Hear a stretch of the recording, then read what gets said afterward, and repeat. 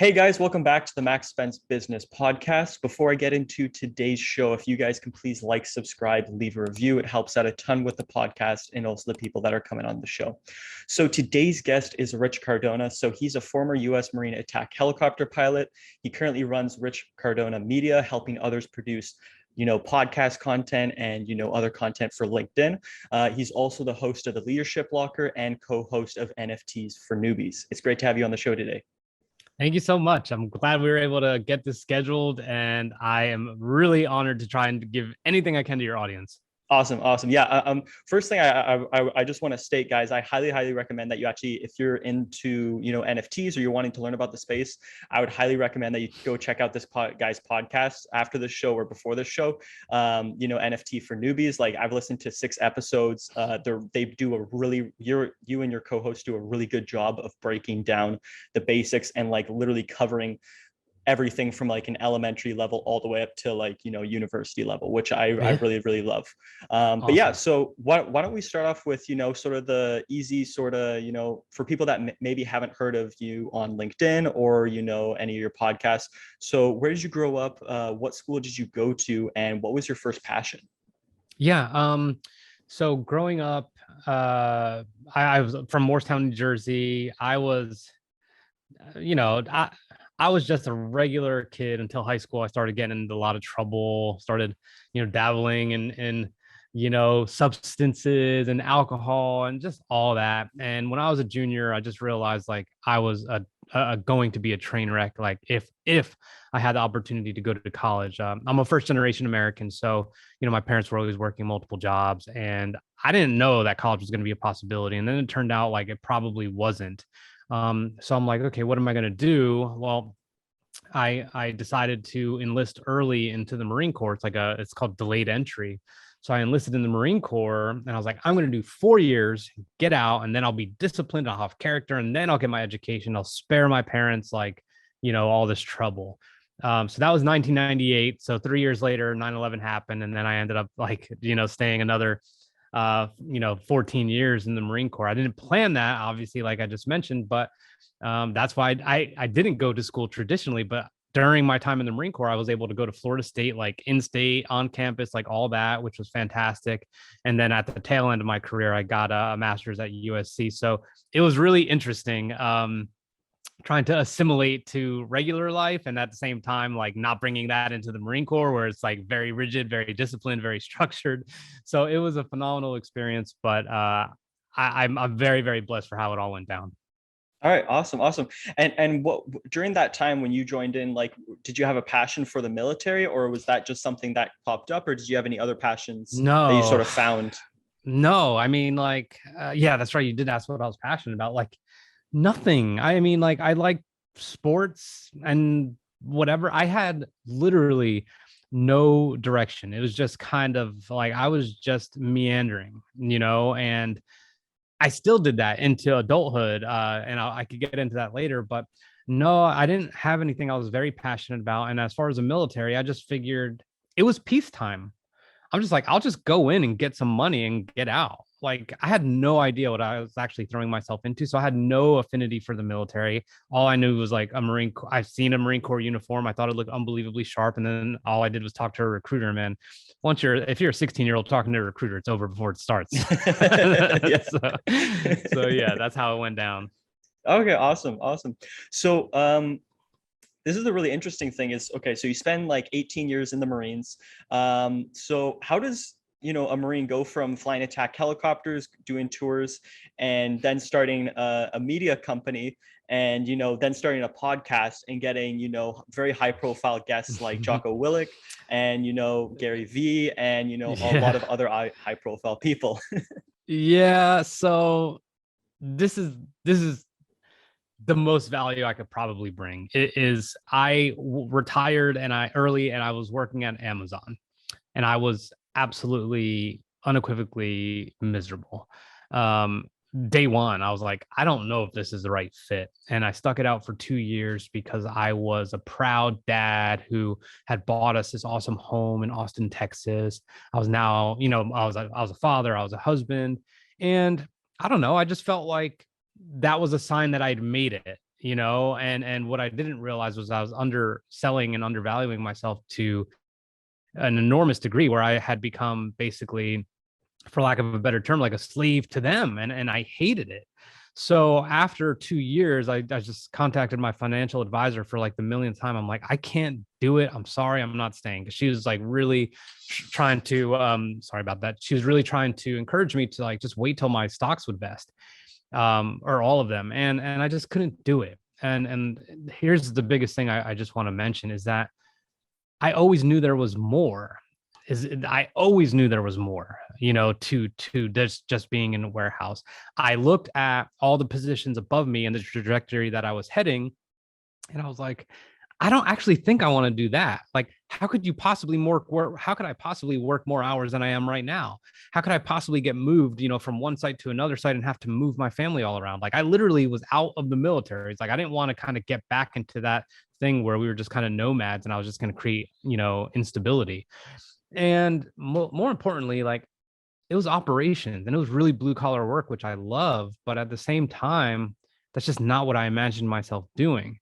So, like, I kind of answered your question, but what happened was I didn't realize I had interest in media or anything like that. I came across Gary Vaynerchuk one night on Facebook, and I rarely see him on Facebook, but I caught him and I was like, who is this? I thought he was ridiculous. I thought he was pompous. I thought he was arrogant. I couldn't believe he was swearing and they allowed all that. And I was just like, wow. And then I started watching more and more and more and more. And then I was like, wow, I need to go see if he's the real deal. I absolutely started to fall in love with his rawness and authenticity and how he delivered information. I realized like his emotional intelligence was crazy. And I went to a conference in Los Angeles and I met him and I was like, oh my God, like this is real. And next thing I know, I was talking to him about wanting to start a podcast.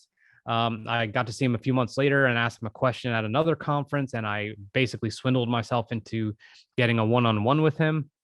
And I just decided to go all in. The one part I forgot to mention is during that time, I had quit my job at Amazon and I moved in with my in-laws, which was insane. But this is the biggest takeaway I could give your audience is that I had been settling and I absolutely put myself in a position that could have been enormously embarrassing to most people. But I felt so good after I left. I felt so confident about what I was doing and how I was going to explore my curiosities and eventually build a business. And that's exactly what happened.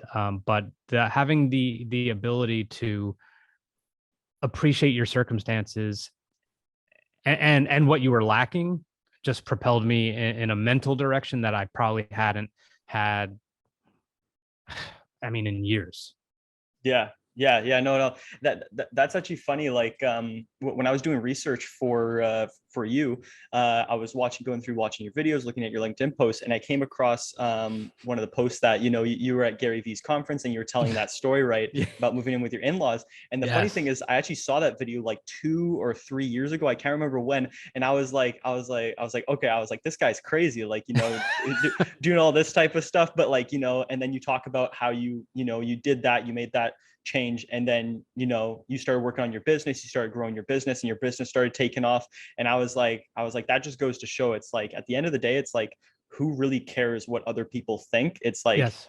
and that's really hard to sort of like, I want to touch on that a bit, is like, how did you sort of like talk yourself through that in your head? Was it sort of an easy transition, or was it like, did you have some time to like just thinking about it and talking to yourself? Yeah. Like, I'm not the type of person who says like it's me time and I'm going to reflect and all this stuff, but that is exactly what happened. I mean, I literally moved my family in with my wife's parents in their basement, and it was kind of crazy because how do I put this? It was analogous because I lost so much room that it kind of confined me mentally as well, in order to just focus on what I wanted to do. It was like I had no choice. I was very fortunate that I was kind of there and had living accommodations and all that, but it allowed me to just be like, okay, what do I really want to do? And I started with photography, then I started doing a little bit of video editing, and then I realized like I really want to talk to people. So that's how the podcast kind of came to be. And I had multiple versions of the podcast, but that that's how it went. And as far as like thinking about what other people thought, I was so relieved. I was so relieved that I felt like I had escaped, the clutches of golden handcuffs, so to speak, that I just didn't care. It was like this, like I don't even know how to explain it. I had no worries whatsoever about that. And I was approaching 40. I mean, I was a retired Marine. I had an MBA. Like that's not supposed to be like that. But for whatever reason, I started to develop a lot of confidence, I guess, that this is all going to work out or I'm going to die trying. And and then I thought, I didn't really realize it till later, but I really wanted to start setting an example for my family. I was not leading my family when I was working those stupid hours at a place I didn't want to be with leaders I didn't respect.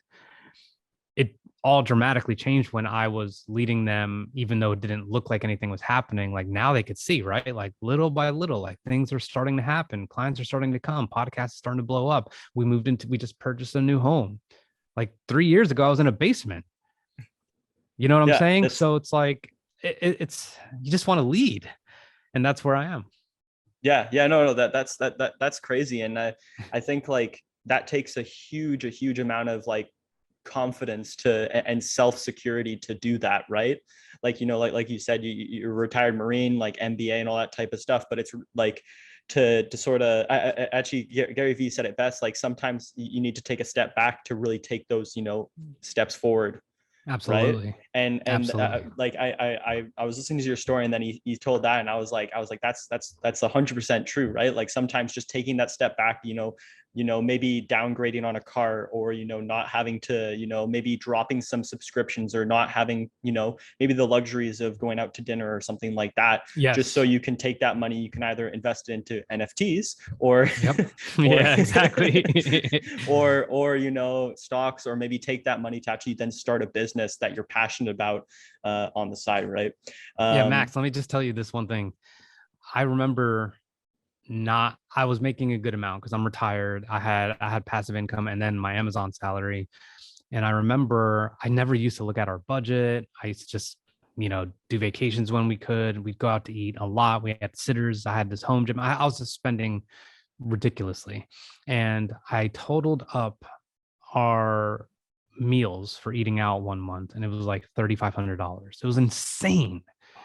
But all that was just like thinking it would make me feel better. And I will tell you that that step back that you're talking about in living accommodations or car, which we did that as well, all those things, like it gave me way more clarity because I wasn't trying to cover up like kind of like the mess inside with external things. And I've learned that some of these external things are like far less valuable than we actually think. Like it actually doesn't do anything for you. Like they're all nice to have, but what you really need, I would never trade my confidence for a car.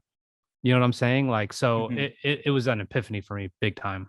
Yeah, 100%. That's something I noticed in myself, is like, when I've been working or doing something, and I don't like it, it's like my spending creeps up, right? Because I'm Yeah. trying to buy things to give myself like dopamine, because like for 8 hours a day I'm not as happy, right? Yes. So like, that's why you're spending dinner, like, okay, I'm going to get dinner because that's going to make me feel good, or I'm going to Yeah. go buy this game, or spend money on this, or spend money on that, right? Because it's going to make me feel better, right? But then Yep. it's that quick dopamine hit, and then you go back Mhm. to, at the end of the night, you're sort of lying in bed and you're being like, oh, I'm not happy with things, No, right? definitely. Once it's Yeah, quiet, it all yeah, comes back. yeah.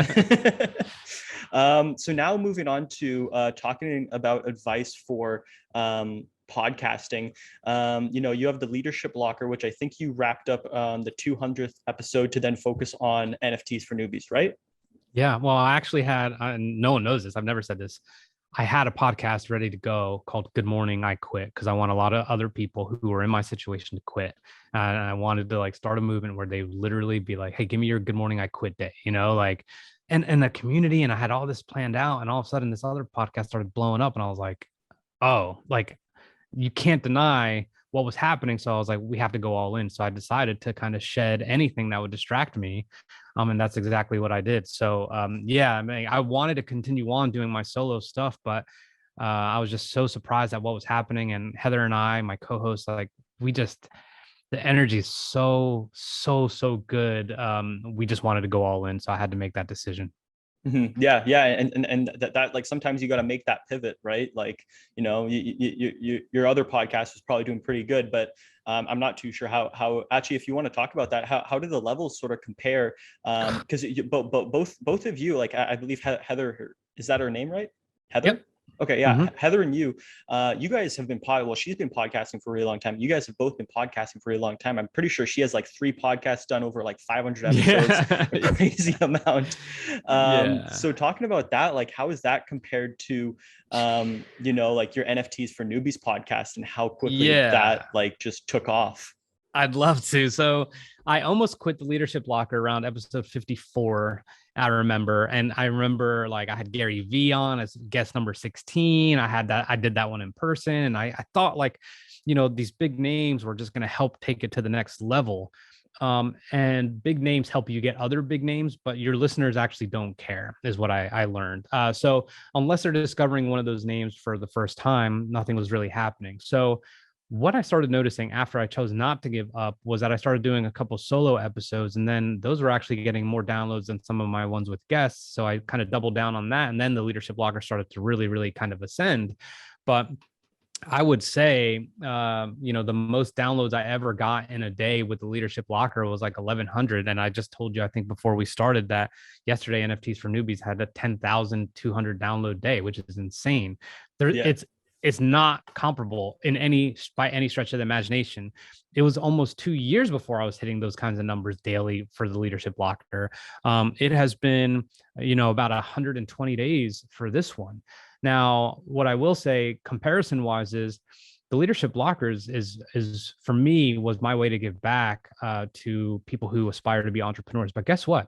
There's a lot of those podcasts out. It's very competitive. I had to mess around with which categories I wanted to show up in an Apple, and I had to do paid ads, which we haven't done that for NFTs for Newbies. And it definitely got me more exposure, more listens, and all that good stuff. But I don't want to say they're a dime a dozen, but it is really hard to kind of differentiate yourself, no matter who you have on, all that stuff.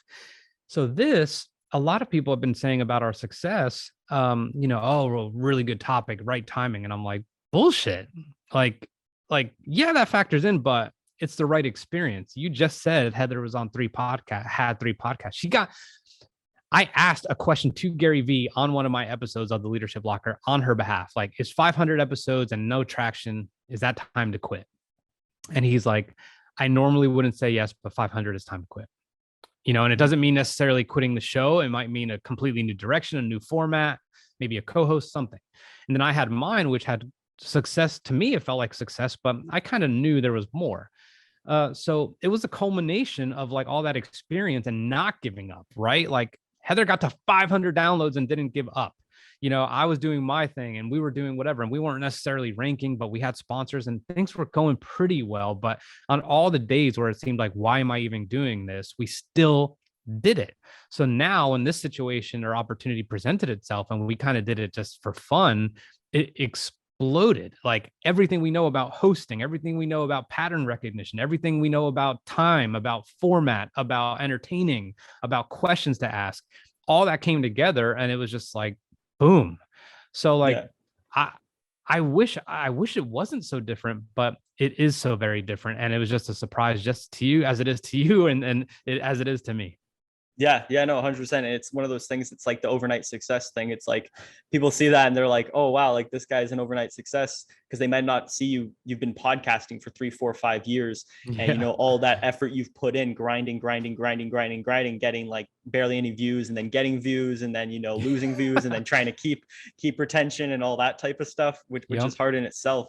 But yeah, no, like that's actually something that you mentioned that was super interesting that I've seen other podcasters do that are actually doing really well for themselves, is the solo podcast with just themselves. Yes. And I haven't tried that yet, because I was just thinking like, because I'm looking at my podcast and it's nowhere near the views of like your guys' podcast or anything like that. But I'm thinking like, okay, what can I do to say like, I want to start taking this more seriously. Like, do I need more high profile guests? Do I need to start making more content? So I'm starting to, make more clips, post them on TikTok, LinkedIn, break down my podcast into written form for LinkedIn, as it performs better. But yeah, I'm really trying to figure that out. But yeah, I might actually let me tell you, yeah. let me give you my take. I'm really glad, and I'm really happy that you're doing all that. Like, that's what you need to do. And you know what? I'm an advocate for making all that content, despite the fact that you can't necessarily trace any downloads to the content. There's no attribution, so it's kind of like you're doing it blind, but you got to do it. You absolutely have to do it. Like, so what I wanted to say about doing a solo podcast is the reason this would be good for you, Max, is that if you do it, there's going to be a point where maybe very early on where you're like, what am I going to talk about? But all of a sudden, everything's going to start coming to you between like your experience, what you want to share, lessons that you believe can be a value add to the audience, etc. But more importantly, you're going to determine that, wow, like, it's good to have guests, but I don't need to lean on my guests for the energy. And I'm not saying that's what you're doing. I'm just saying sometimes if you're interviewing people, like, the work is out of your hands, right? Like, you just need to ask questions and make sure you don't conduct a shitty ass podcast, right? So when you put it in your hands and you do 10 to 15 minutes, you start to be like more concise, more articulate, more passionate, more, you think way more deeply about exactly what you want the audience to have by the time they click off. And that to me is hugely underrated. And I think it just propels your skills as a podcast, or catapults your skills as a podcaster much further than if you just did interview only. So my advice would be, like, to you or to anybody, is to contemplate it, listen to your voice, listen to how you present, listen to what it's like to not have someone to ask a question to, and see where you go. And all of a sudden you will listen back to those and you might cringe, but then all of a sudden it's going to get better and better. And you will find that more people are interested in that because they're getting a little bit more intimate with you. So that's my take on it. And I believe that changed a lot for me, like big time changed a lot for me. Yeah, no, 100%. Like, I actually, I really agree with that, because it's like, the podcast market is insanely competitive. Like, everybody and their dog has a podcast right now. Anybody who has a laptop can literally start their own podcast, because it's so easy right now, which is amazing. I absolutely love, because it's like, anybody can just start a podcast, and it's super easy, and you can start talking and having these great conversations. The only thing is that it's like creates this insane amount of competition. So you really need to be good at it. Right. Sure. But yeah, no, 100%. I love that. And I'm going to take your advice. I'm going to start doing that with a few other episodes. They're probably not going to be I don't know how they're going to turn out, but yeah. I'll be happy to give you feedback, by the way. I'm not even trying to like coach you on your own podcast. I'm just saying, like, I'd love to listen, man. Like, I love to do that because I know what it's like, so I could tell you, oh, I know exactly how that feels. Here's what you can do. Like, boom. And then that's it. But yeah, man, like, go for it. Awesome. I love that. So now sort of transitioning to, NFTs are sort of part of the podcast, which I really want to get into. So why don't we just start off with, I know there's a lot of people that, have maybe heard the name and all this type of stuff, but what are NFTs and why is everybody going crazy over them? For the right and wrong reasons, but NFT is a non-fungible token, meaning I'm just going to break it down and how I've kind of learned to present it. If there is a Picasso piece of art or something, like, we could reprint that a million times over. We could have posters on it. We could have screenshots. We could have JPEGs. Doesn't matter. But the actual one, or maybe he painted 100 of them, there's limited editions. Like, there's always that kind of certificate of authenticity associated with it. That's how non-fungible tokens kind of work. They're not able to be replicated. Like, a lot of people are like, oh, I could take a screenshot, or it's just a digital piece of art. Well, number one, whatever you purchase, if you buy one of these NFTs, it's logged, or there's like a ledger, and that ledger is the blockchain, and it lives on a blockchain, meaning it's always traceable. Every transaction that's ever happened. So if Max makes an NFT and I buy it, then it's going to show that you sold it to me on this date. It lives in this place called Etherscan or wherever, if it's bought with Ethereum, and it'll be a log of all the information associated with it. So, like, if someone tried to screenshot that and sell it, like, of course that wouldn't work out. Okay. Like, because it's not authentic, so to speak. They're trying to make it fungible when it's actually non-fungible. And I have the record to prove it.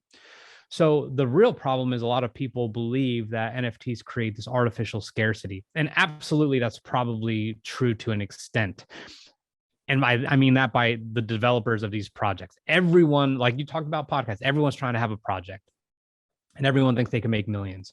But the real value behind an NFT is kind of what the project, not like who's behind the project, what does a project stand for, and then what is the utility of the project. Okay, so it is not as simple as why would people just pay for this piece of digital art? Like, why would someone pay $50,000 for this? Or why would someone pay $400 for this? The project, the people behind it are, it's up to them to create utility, meaning like, is there a community?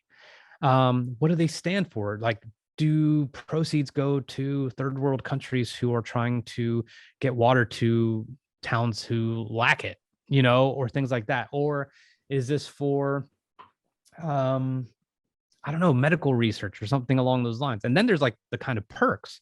Okay, like, does this project like randomly airdrop you more NFTs into your crypto wallet and just like reward you? Do they have meetups? Do they have a conference? Like, is the NFT good to get into a conference that's only available to those who are NFT holders? So the utility behind it is really, really where it's at. It's not just about the art. And I think a lot of people look at it as silly and kind of weird. And I think it's going to evolve every week it evolves, but that is in layman's terms what an NFT is and why some people are a little bit feverish about it. Yeah, 100%. And that's sort of like how it sort of caught my attention was Gary Vee, like, listening to him, hearing him before his drop and stuff. I didn't get into NFTs then. I still haven't. I'm just starting to learn about it now. So I feel like a little bit late to the game, but at the same time, like, as I learn more, it's like, oh no, we're just like, this is just the beginning, like with NFTs and like how big they're going to go. But it's a little bit like, I know a lot of people are comparing it to like, the .com era of like, the early 2000s, right? Where everybody was starting, internet startups, right? They were everywhere, right? And I know Gary Vee mentions this a lot, is like 98% of them are going to go to zero, right? So 100%. picking those is really hard. So talking about that for a few minutes, how do you sort of approach, like, how do you sort of break it down when you go to, invest money? And I know this is not financial advice. This is not any financial advice like that. This is just your own personal opinions about how you do it personally. But I think people would be interested to hear about it, because I know you have, you have a few Gary Vee, V friends, and you've got a few other NFTs. So yeah. So what's your sort of process? I would say I'm very, very mindful. I'm in a WhatsApp group. Let me put it to you this way. I'm in a WhatsApp group of other NFT people, and they know way more than me. And I feel like every other day, someone's like, oh, this project is dropping, and they're just buying and buying and buying. I'm like, number one, like, are you guys bottomless pits of money? Because I don't know you to be. Number two is it's just too much. It's too much. So the way I buy is I have to actually care about like the art. It has to actually like kind of resonate with me in some way, at least aesthetically. Second is who's behind it. Third, like I mentioned earlier, like, what's the utility? But more importantly, it's like, what does it look like? Like, what are they trying to accomplish long term? A lot of projects are looking to launch this project, make a couple $1,000,000, and then just be like, poof, I'm gone. And then even some of the most dedicated and long game projects, you could have bought in for, let's just say, one Ethereum, one ETH, which is maybe, let's just call it $4,000 right now, which is insane.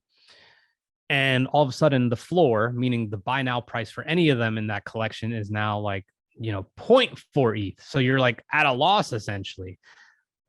Those people that I mentioned in the WhatsApp group, myself included, we're all at a loss pretty much across the board with our wallets. There's a couple that are significant gains if we were to sell them. But the point, like, to try and fully answer your question is, I just kind of let them sit. I'm not on the lookout at all times of day. I'm more into education. I'm more into learning, and I am more into whatever. This is kind of like stocks, right? Like, you never know what's actually going to win out and what's not.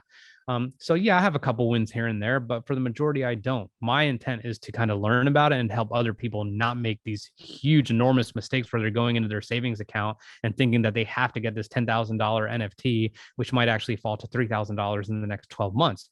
Is there a possibility it could go from $10,000 to $300,000 depending on the project? Absolutely.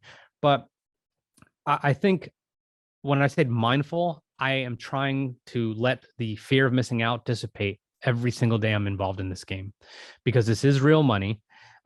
We all are not bottomless pits, and the propensity to invest in something that sounds really cool and looks really cool because a lot of other people are doing it, or because you heard about this project, is too real to not address.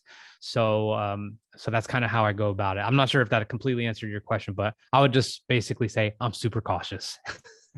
Yeah, no, like I agree with that as well. Is like, and it's actually funny because I watched Logan Paul, who's like impulsive, and he's like Yeah. Oh yeah. he's super involved in the NFT space and stuff. And it's actually funny because he actually breaks it down a little bit similar. Like when he goes to buy, I'm paraphrasing here. I think this is what Mm-hmm. he said.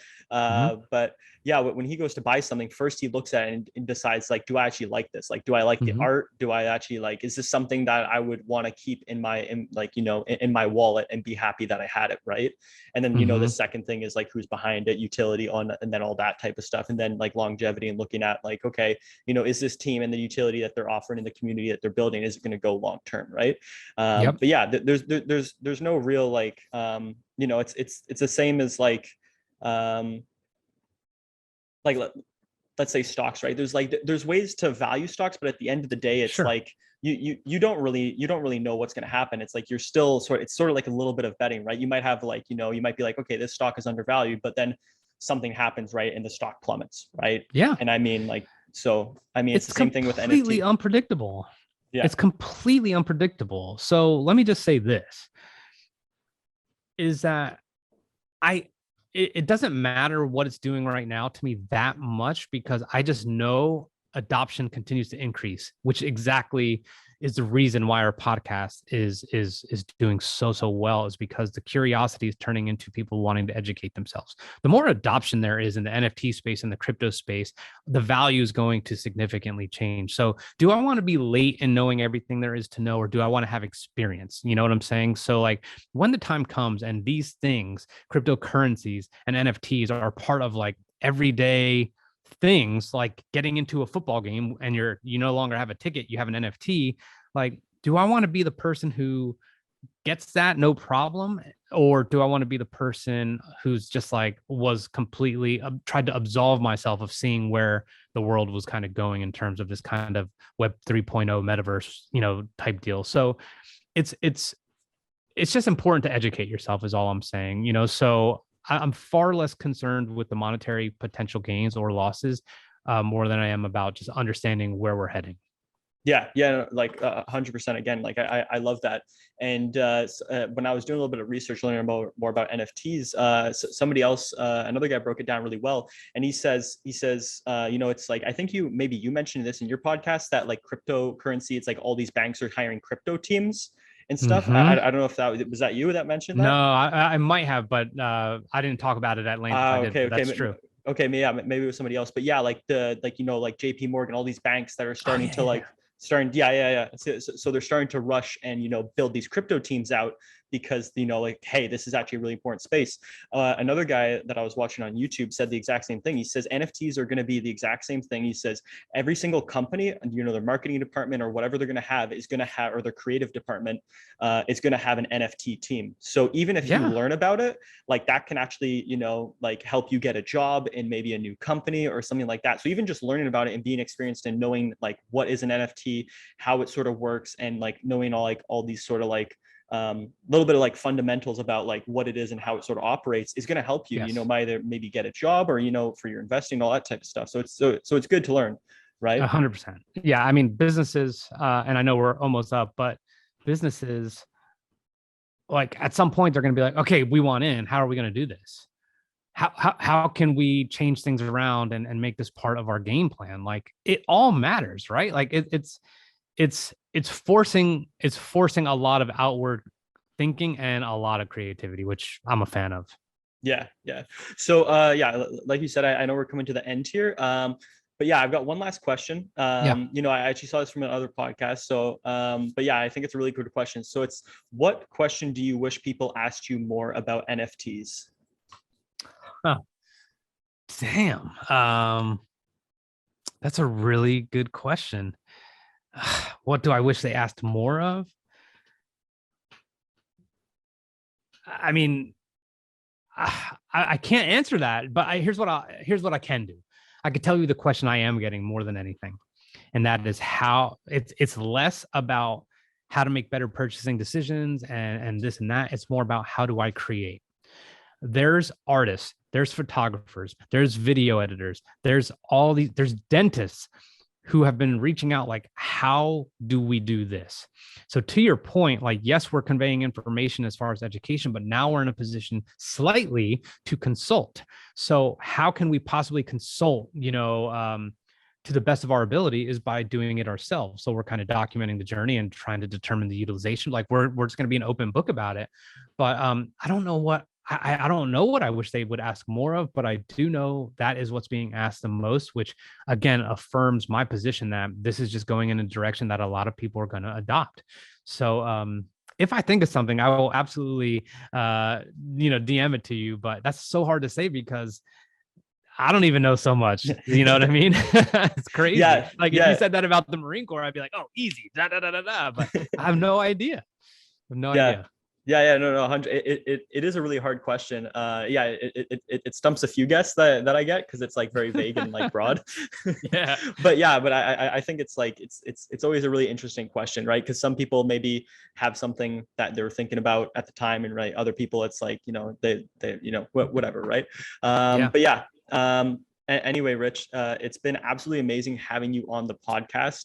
It's been amazing. So where can people find out more about you, NFT for newbies and, all the other stuff that you guys have going on? Absolutely. So I'll send you a link, but if you want to learn, you could go to our Discord community where there's all other newbies. Like obviously, we're answering questions all the time, and then obviously you'll have a link as well in that link to the podcast and our YouTube channel, which is a little bit more visual friendly. So like, hey, here's how you create, here's how you open an OpenSea account. So NFTs for newbies across the board. It's NFTs with a 4, the number 4, newbies. You could find us on Instagram. You could find us in the podcast space on YouTube, all that good stuff. And we are just absolutely happy for any feedback on what we could do better, what you want to know, and how we're doing in terms of educating you. Awesome. Yeah, I absolutely love that. Guys, if you made it all the way to the end, thank you very much for, making it all the way to the end. I really appreciate that. If you could, leave a review, or like or subscribe or any of those, that would be amazing. Also, I highly recommend that you actually go check out his podcast, NFT for Newbies. If you're wanting to learn about the space, they start pretty much from ground zero and build up all the way to, what he was saying, right, is like, minting and creating your own NFT. So yeah, so I highly recommend, checking them out. But anyway, thank you again, guys, and all the best.